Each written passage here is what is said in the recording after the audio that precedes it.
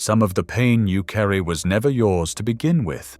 It was passed down, projected, inherited.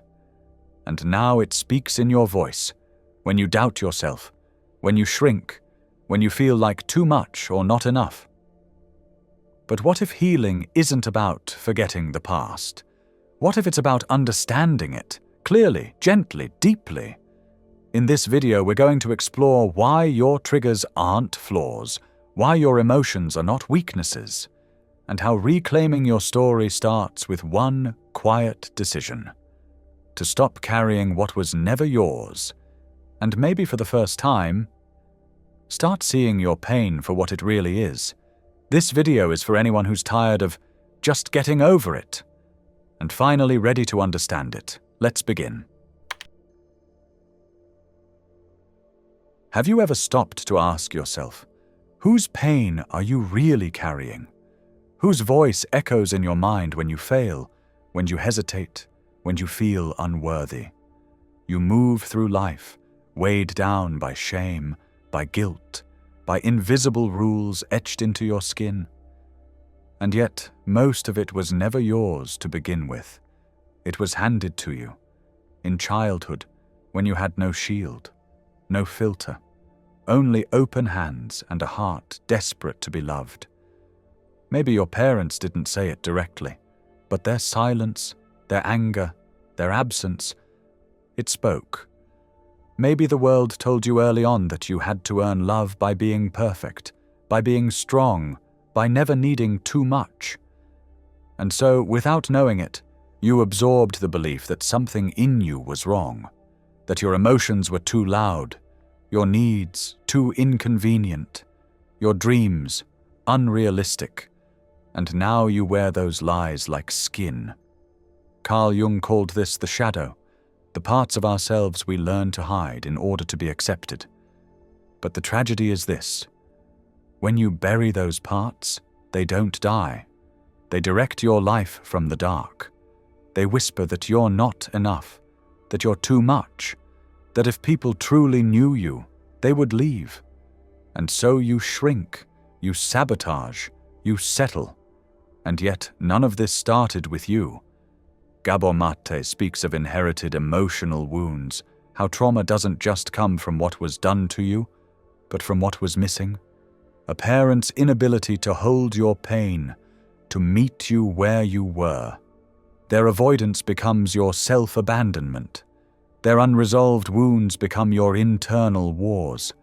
You were never meant to carry all of this, but now you do, and it's made you confused, reactive, lost, still trying to fix something you didn't break. But here's the most important part. The moment you recognize that the weight you carry was never truly yours, is the moment you can begin to put it down. Not with blame, not with rage, but with understanding. Because the next step isn't forgetting the past, it's seeing it clearly, naming it, making sense of it. You don't need to get over it. That's a lie society tells to make healing seem quick and clean. But healing isn't erasure. Healing begins when you begin to understand. You've been told to move on, to forgive, to stop dwelling. What's done is done, they say. But they don't see the nights where the memories still ache like open wounds. They don't feel the way a single word, a certain look, can send your entire nervous system spiraling into defense.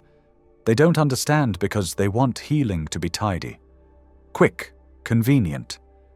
But your pain has roots, deep ones, and you can't rip them out without bleeding. The truth is, you don't need to get over it. That phrase is violence wrapped in politeness. What you need is to understand it, to sit with it, to listen to what it's trying to tell you. Because pain, when ignored, festers. But pain, when seen, begins to speak. And what it says is often the beginning of your becoming. Viktor Frankl, who endured the unspeakable in Nazi concentration camps, said, "When we are no longer able to change a situation, we are challenged to change ourselves." He didn't mean pretending things didn't happen. He meant transforming pain into meaning.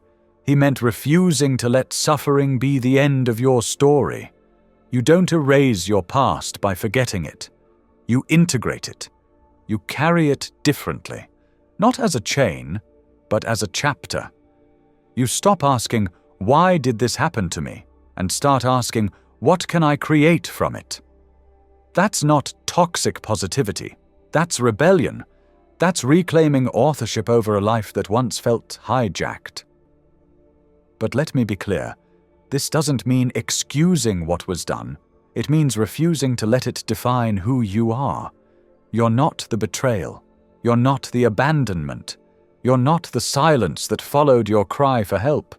You are what you choose to build in the aftermath. Healing isn't the absence of pain, it's the presence of perspective.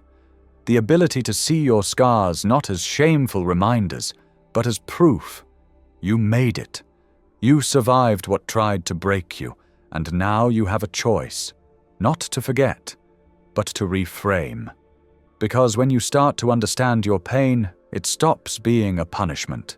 It becomes a map, and every trigger, every overreaction, every irrational fear, it's not proof that you're broken, it's a signpost, a message from your past begging to be understood. Which brings us to something most people avoid their whole lives: emotional triggers. They feel like curses, like proof that you're still not healed. But what if they're not? What if they're clues to something deeper still? If this content is resonating with you, consider subscribing.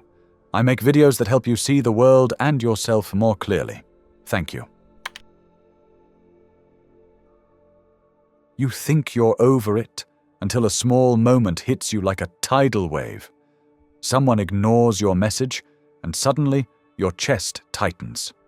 A friend cancels plans, and something in you whispers, "You're not important." A harmless joke feels like an attack. You overreact, then blame yourself for being too sensitive. But what if this isn't about being weak? What if it's about being wounded?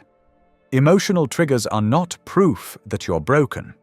They're proof that something inside you is still trying to speak, not to shame you, but to wake you up, to remind you that there's a younger version of you still waiting to be seen, still waiting for someone, maybe for the first time, to say, "I hear you, and I'm not leaving."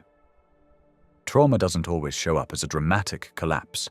Sometimes it shows up as the inability to trust joy, as constant overthinking, as needing control, as walking on eggshells even when you're alone.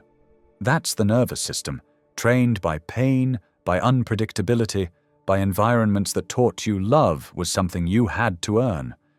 And here's the hard part. Most of these responses aren't conscious. They're embodied. Your body remembers what your mind tried to forget.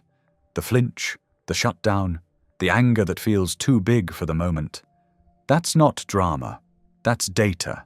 That's your inner child still living in survival mode.